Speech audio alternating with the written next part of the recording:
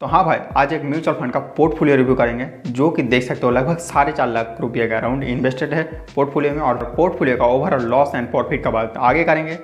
कौन से mutual fund में कितना लॉस कितना प्रॉफिट सब कुछ डिटेल में एनालिसिस करेंगे। बंदे का स्ट्रैटेजी को देखेंगे, बंदा कौन सी स्ट्रैटेजी अपनाते हैं, कौन सी म्यूचुअल फंड को बंदा अपनाया है, कौन सी म्यूचुअल फंड ने बंदे ने पैसे डाला है, कितना पैसा प्रॉफिट है और कितना पैसा लॉसेस में है उस म्यूचुअल फंड में।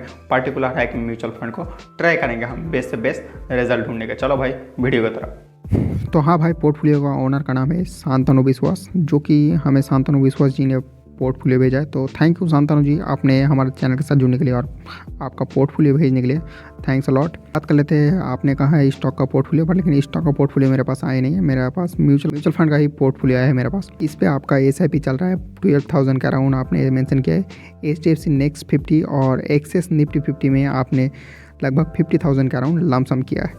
उसके बाद आप मुझसे पूछते हैं कि अगले 15 से 20 सालों तक आपका कितना पैसा बनेगा। अगर आप इसे 20 सालों तक किसी भी तरह कंटिन्यू कर लेते हैं तो मार्केट का सबसे लोएस्ट रिटर्न मान के चलते हैं कि 13% के अराउंड आपको रिटर्न मिला। सबसे लोएस्ट रिटर्न ऑब्वियसली मार्केट में मिल ही जाता है, इससे ज़्यादा ही मिलेगा, फिर भी हम इतना ही पकड़ के चलते हैं 13% के अराउंड मिल रहा है। उस हिसाब से भी आपका पास लगभग 20 सालों के बाद 1.5 करोड़ रुपये से भी ज़्यादा यहाँ से पर आ जाएगा। 1.5 करोड़ के अराउंड मान के सकते हो कि इस म्यूचुअल फंड से आपके पास होगा। और अगर 15% के अराउंड आते तो लगभग आपके पास 2 करोड़ के अराउंड मनी होगा सिर्फ इन म्यूचुअल फंड के दौलत। तो चलो देख लेते हैं आप कौन सी फंड आपने चूज़ किया है और उसका स्थिति भी देख लेते हैं। भाइयों देख सकते हो कि अभी तक लगभग 4,43,000 रुपये इन्वेस्टमेंट कर चुका है, जिसका करंट वैल्यू है 4,38,000, जो कि एक माइनस लॉसेस 5,000 के अराउंड लॉसेस टोटल रिटर्न में यहाँ पर देख सकते हो। और एक दिन का भी उतना ही लगभग माइनर सा लॉसेस के साथ है। तो चलो सबसे पहले म्यूचुअल फंड देख लेते हैं, जो कि इसका पास है एक्सेस स्मॉल कैप, जो कि एक्सेस स्मॉल कैप एक बहुत ही तेज़ी के साथ ग्रोथ करने वाला एक म्यूचुअल फंड है, जो कि इसमें आपको प्रॉफिट मिला है 82,000 का इन्वेस्टमेंट में 84,000 बन चुका है, जो कि एक थोड़ा सा प्रॉफिट दिखा रहा है। ऑब्वियसली प्रॉफिट आगे भी बहुत सारा आपको मिलेगा। उसके बाद आपने एक फ्लेक्सिव कैप रखा है, परक क्या फ्लेक्सिव कैप, जो कि आपको पोर्टफोलियो को ओवरऑल टाइम पे एक फ्लेक्सिबिलिटी देने वाले हैं। उसके बाद आपने एक्सेस का एक मिड कैप रखा है। ऑब्वियसली जहाँ पर स्मॉल कैप है वहाँ पर आप मिड कैप भी रख सकते हो, ऑब्वियसली रखना भी चाहिए। जितने भी व्यूअर्स है 50 में भी इन्वेस्ट कर दिया, निफ्टी 50 में एक्सेस में। और उसके बाद नेक्स्ट इंडेक्स फंड में भी, नेक्स्ट 50 इंडेक्स फंड में भी अपने इन्वेस्टमेंट कर दिया। वो दोनों को यहाँ पर आपने कवर कर लिया, इंडेक्स और नेक्स्ट इंडेक्स को भी आपने कवर कर लिया 50। उसके बाद आपने UTI का एक मिड कैप लिया है, जो कि बहुत ही अच्छे सा ग्रोथ कर सकते हैं ये वाला फंड भी। उसके बाद आपने देख लेते हो IFL फोकस इक्विटी का हमने ग्रोथ वाला फंड रखा है, जो कि इसका भी ग्रोथ बहुत ही सही ग्रोथ है।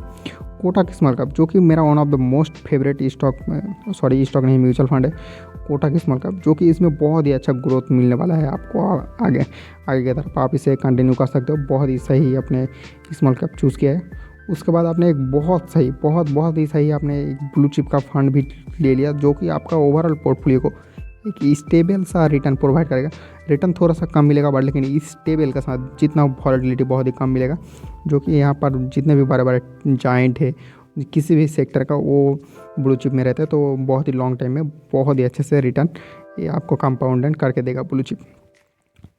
उसके बाद आपने टाटा डिजिटल फंड लिया है, जो कि ऑब्वियसली डिजिटल फंड ले लिया तो आपका ओवर सब कुछ पूरा हो जाता है यहाँ पर, जो कि डिजिटल फंड, जो कि इन्फोसिस IT के जितने जाइंट है TCS विप्रो महिंद्रा सब कुछ इसका अंदर समाया हुआ। तो आप बहुत अच्छे से डिजिटल मतलब टेक्नोलॉजी का सेक्टर में उस टाइप का फंड है यहाँ पर, उस टाइप का स्टॉक है इस फंड में। तो अपने डिजिटल को भी कवर कर लिया। तो आपने ओवरऑल देखा जाए तो अपने मार्केट में हर एक सेक्टर को कवर समझदारी से बहुत ही आपने स्मार्टली तरीके से अपने पोर्टफोलियो को बनाया है। आपने बहुत ही सही से अपने पोर्टफोलियो को आपने मैनेज किया है, चाहे वो digital fund, blue chip, small भी ले लिया आपने, मिड भी ले लिया, और आपने यहाँ पर इंडेक्स को भी कवर कर लिया, नेक्स्ट इंडेक्स को भी कवर कर लिया। तो आपने पोर्टफोलियो को मैं कहूँगा आपने बहुत ही अच्छे से डाइवर्सिफाई कर दिया है। ऑब्वियसली इससे ज़्यादा आप और ना म्यूचुअल फंड को ऐड करें, इतना ही आपके लिए बहुत ही सही से पोर्टफोलियो आपने गठन कर चुका है। इस पोर्टफोलियो को में आप ग्रोथ आपके पास होना बाकी है, चीज़ को आप कंटिन्यू करते रहे। बहुत ही सही से आपने पोर्टफोलियो मैनेज किया है। ये जो फिलहाल के लिए नुकसान दिखा रहा है तो एक माइनर सा है, आने वाले टाइम में ये बहुत ही जल्द आपका भरपाई हो जाएगा और आपने बहुत ही खासे रिटर्न के साथ आगे की तरफ तेज़ी होगा।